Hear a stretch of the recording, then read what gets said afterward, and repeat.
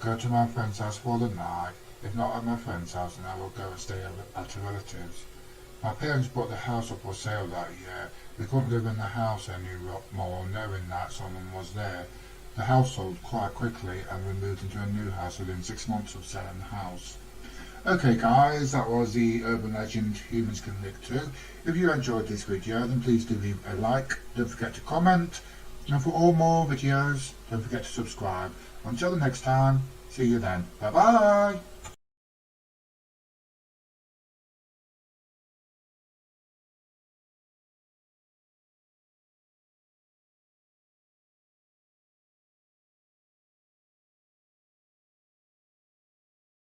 Item, SCP-023. Object Class, Euclid.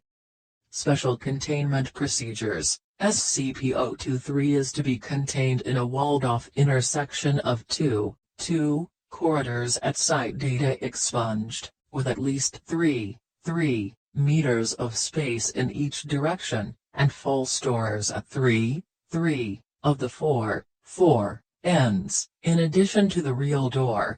Security cameras will be placed and maintained above all 4 doors. At all times, SCP-023's eye sockets are to be filled with spherical inserts made of hard rubber. Eye inserts must be replaced as they degrade. Degradation can be monitored by measuring the brightness of the burning effect as observed by security footage. Brightness greater than 12 candela requires that the inserts be replaced within 12 hours.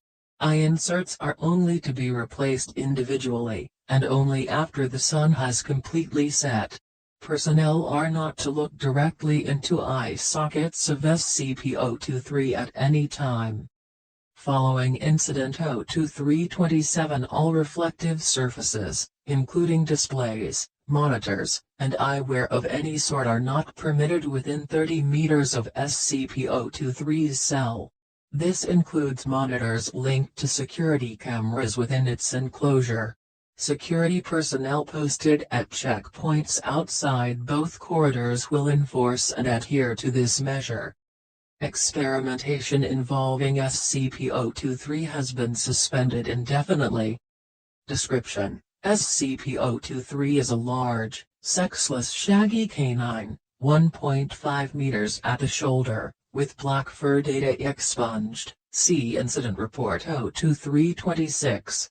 Anytime an individual makes eye contact with SCP-023, either that person or a member of their immediate family will die exactly 1 year after eye contact is broken. Research into the method of selection is incomplete due to a moratorium on experiments, but the available data suggests that having a larger immediate family lessens the chance of the individual making eye contact themselves dying, and neither a pattern nor a preference in victim types have been found. This may indicate that SCP-023's victim is designated entirely at random, but it is unknown whether this selection occurs at the beginning or at the end of the 1-year time period. Attempts to terminate an individual who has made eye contact with SCP-023 and their entire immediate family before the 1-year time period has ended. Data expunged. Autopsies of individuals killed by SCP-023's effect show that, while outwardly appearing unharmed, their remains have been filled in with highly compacted ash, including but not limited to all organ systems and the circulatory system. Muscle tissue, bones, and brain tissue universally show signs of exposure to temperatures above. Data expunged. If not contained in a setting that at least superficially resembles a crossroads, SCP-023 will phase through walls to get to the nearest suitable location, incinerating all materials it passes through. SCP-023 was first brought to the Foundation's attention when it attacked a church in Data expunged while it was in session, killing Data expunged civilians directly and, redacted, as a result of eye contact. Following retrieval of SCP-023, Class B amnesiacs were administered to all witnesses and surviving victims. The incident was covered up as a case of arson. Addendum 023001.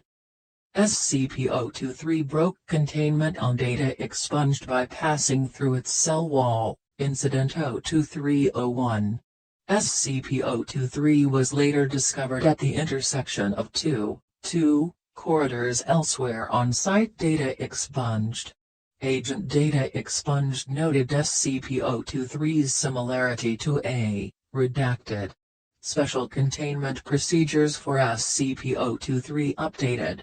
Assistant Researcher Data Expunged issued a reprimand for negligence. Addendum 023002.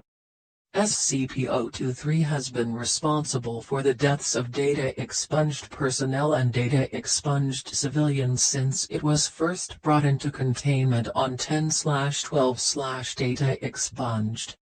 Addendum 023003. Request for reclassification to Keter pending. Addendum 023004.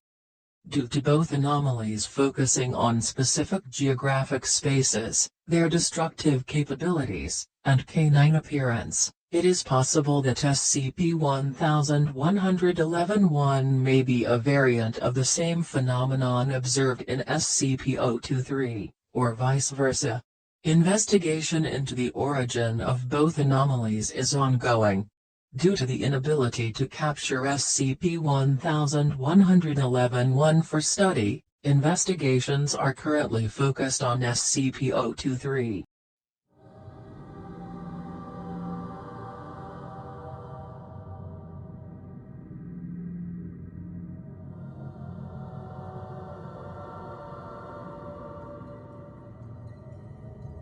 Item, SCP-017. Object Class, Keter. Special Containment Procedures, SCP-017 is contained in an acrylic glass cage, 100 cm by 50 cm by 50 cm, centrally suspended in a concrete room measuring 6 m by 6 m by 4 m. Attached to the walls, ceiling, and floor of the room are high-intensity arc lamp spotlights pointed directly at the acrylic cage, to ensure that SCP-017 is constantly exposed to light from every angle. Personnel assigned to the SCP-017 control room are to monitor the functionality of the spotlights and the emergency generator system and call for maintenance immediately upon knowledge of a burnt-out lamp or an issue with the generator. The only circumstance under which personnel are allowed entrance is to replace lamps. Personnel entering the room are required to wear the designated full-body reflective suits, and must be cautioned not to step in front of functional spotlights. Description: SCP-017 is a humanoid figure approximately 80 cm in height, anatomically similar to a small child, but with no discernible identifying features. SCP-017 seems composed of a shadowy, smoke-like shroud. No attempt to find any object beneath the shroud has been successful, but the possibility has not been ruled out. SCP-017's reaction to shadows cast upon it is immediate and swift. SCP-017 leaps at the object casting the shadow and completely encloses it in its shroud, whereupon it returns to its normal size, leaving no trace of the object behind. Additional notes: personnel with beta clearance or higher should see also Document 0171.